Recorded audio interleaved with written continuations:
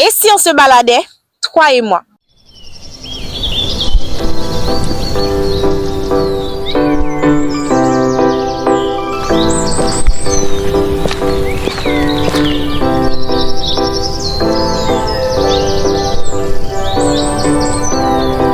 Pas besoin de sortir de chez toi. Je t'emmène avec moi à travers ton écran.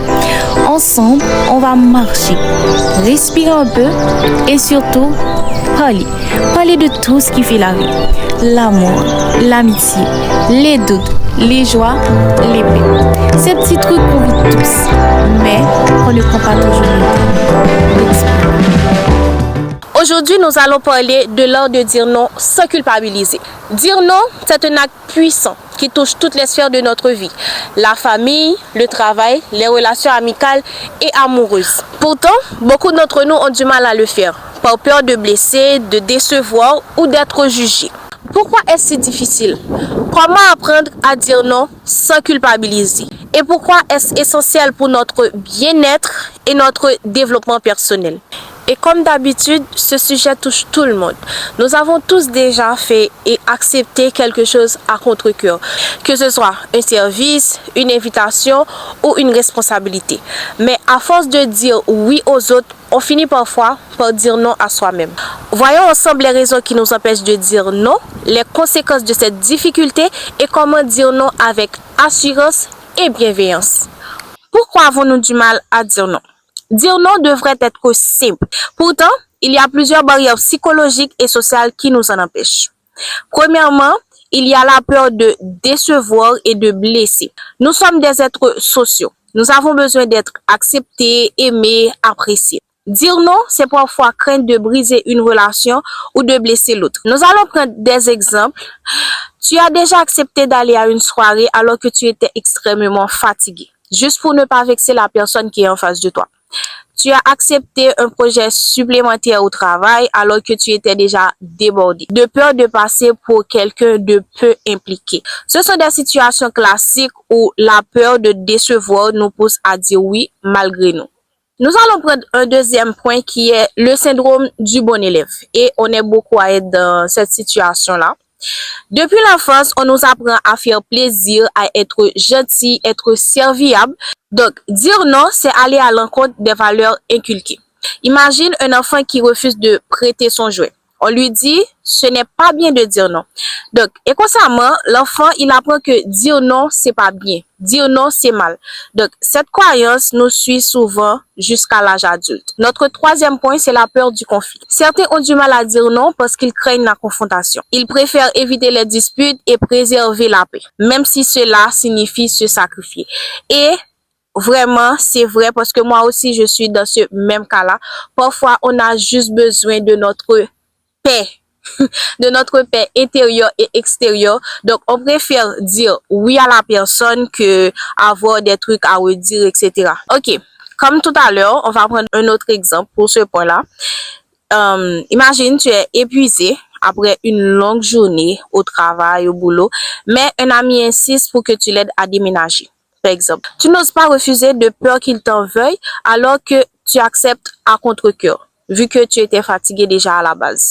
On va prendre notre quatrième point qui est le besoin de validation et d'acceptation. Nous aimons être aimés et appréciés. Dire oui nous donne parfois un sentiment d'importance. On se sent utile, on se sent une bonne personne, mais à force de vouloir faire plaisir aux autres, on finit par s'oublier soi-même.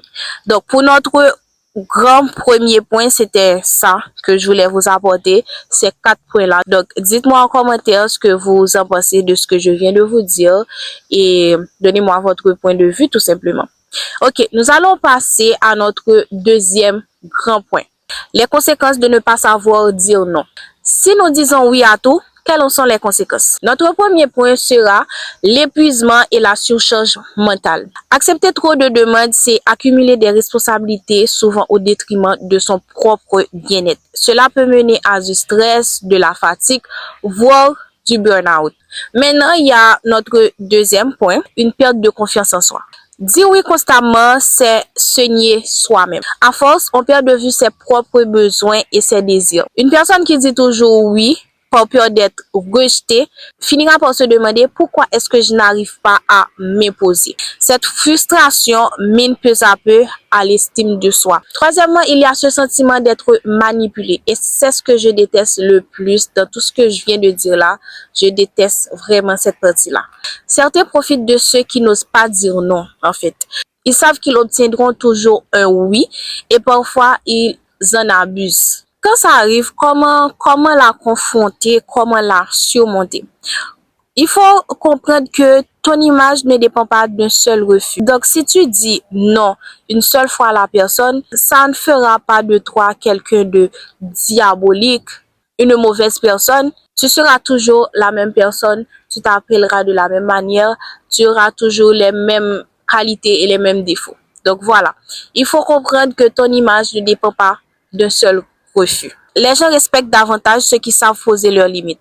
Donc, si toi-même, tu sais pas poser tes limites, tu sais pas dire non, tu vas toujours être la personne qui sera toujours martyrisée, manipulée, et j'en passe. Ok, maintenant, nous avons fini avec notre deuxième grand point. J'espère que vous avez retenu des trucs par rapport à ça. Et n'oubliez pas aussi de me dire ce que vous en avez pensé de ce point-là. Maintenant, il y a notre troisième grand point. Nous allons parler de ça. Comment apprendre à dire non avec assurance? Je pense que cette partie-là, elle est très, très importante parce que je sais qu'on est beaucoup à ne pas savoir quoi faire dans ces moments-là. On a peur, on ne sait pas quoi dire, on ne sait pas comment répondre, etc. La première chose qu'il faut savoir, c'est que dire non n'est pas du tout égoïste. C'est se respecter soi-même. Tu te fixes des limites, donc tu te respectes toi-même. Notre premier point, ce sera comprendre que dire non, c'est se dire oui à soi-même. Je vous explique. Quand tu dis non, tu protèges ton temps, ton énergie, tes besoins. Si tu refuses une sortie avec tes amis parce que tu étais fatigué, extrêmement fatigué, donc ce sera quoi le résultat? Tu vas prendre soin de toi et tu vas te sentir mieux. On va passer à notre deuxième sous-point, je pourrais dire, s'entraîner à dire non progressivement. Donc petit à petit, parce que ça vient pas de coup, on va faire ça petit à petit, progressivement. Il faut commencer par des petits refus pour s'habituer. Je vais vous donner des exemples simples pour commencer. Par exemple, dire non à un appel téléphonique quand on n'a pas envie. Il y a des jours, il y a des moments où tu n'as pas envie de parler à personne. Ne te sens pas obligé de répondre à cet appel parce que c'est une personne quelconque. Si tu ne t'en sens pas capable, ne réponds pas, tout simplement. Deuxièmement, tu peux refuser une demande qui ne te convient pas. Tout simplement. Je vais pas m'étaler là-dessus, mais voilà. Plus tu t'entraînes, plus cela va devenir naturel chez toi. Je vous incite pas à dire non à chaque fois, tout le temps, ne pas être serviable, etc. Mais je vous incite à dire non lorsque vous vous en sentez pas capable, lorsque vous êtes fatigué, exténué, vous n'êtes pas d'humeur, etc. Donc, à ces moments-là, oui, tu peux dire non à la personne qui est en face de toi, peu importe qui elle est. Troisièmement, tu peux utiliser des techniques pour dire non avec tact. Il existe plusieurs façons de refuser sans froisser la personne. Donc, la personne qui est en face de toi, tu peux utiliser plusieurs manières pour ne pas la froisser. Je vais vous donner mes 3 noms. 3 manières de dire non. Premièrement, il y a le non direct mais bienveillant. Si la personne en face de toi te demande quelque chose, donc il y a une manière de répondre, de faire, de dire non, mais avec bienveillance. Tu peux dire à la personne, je suis désolé, mais cette fois, je ne pourrai pas. C'est simple, simple et efficace. Je suis désolé, mais pour cette fois, je ne pourrai pas. Donc, tu ne dis pas un non catégorique à la personne, mais tu lui dis que cette fois-ci, tu ne pourras pas. Deuxièmement, il y a le non avec alternative. Par exemple, je ne peux pas aujourd'hui, mais une autre fois, avec plaisir. Donc ça, c'est une phrase que tu peux dire à la personne qui est en face de toi. Et troisièmement, il y a aussi le non ferme. Donc, tu dis à la personne, non, je ne peux vraiment pas. Sans se justifier excessivement, tu n'as pas à donner une explication à la personne. Tu n'as pas à t'expliquer, à te justifier. Je vous ai étalé mes 3 noms. Premièrement, le non direct avec bienveillance. Deuxièmement, il y a le non avec alternative. Et troisièmement, il y a le non ferme. Donc, c'est à vous de choisir quel sera votre nom. On va passer à notre 4e sous-point qui est ne pas trop se justifier. Plus tu expliques pourquoi tu dis non, plus cela donne à l'autre des arguments pour te convaincre. Si tu dis je ne peux pas venir parce que je suis fatigué, j'ai une réunion demain, etc. Donc la personne qui est en face de toi, il peut répondre juste 1 heure, ça ne va pas t'épuiser. Juste 30 minutes ou 15 minutes, on va passer un bon moment, tu vas oublier, tu seras plus fatigué, tu vas te relaxer, etc. Donc il y aura plein de trucs, plein d'arguments pour te convaincre que oui, tu peux sortir, etc. Donc, il nous reste notre 5e et dernier point. Je voulais pas être longue parce que il y a beaucoup d'informations, mais je vous laisse aussi la possibilité de partager des trucs avec moi. Ok. 5e, il faut accepter que l'autre puisse être déçu. Tu n'es pas responsable des émotions des autres. Un homme peut décevoir sur le moment, mais il vaut mieux une déception passagère qu'un ressentiment permanent. Si un ami est contrarié que tu refuses une sortie, il s'en remettra.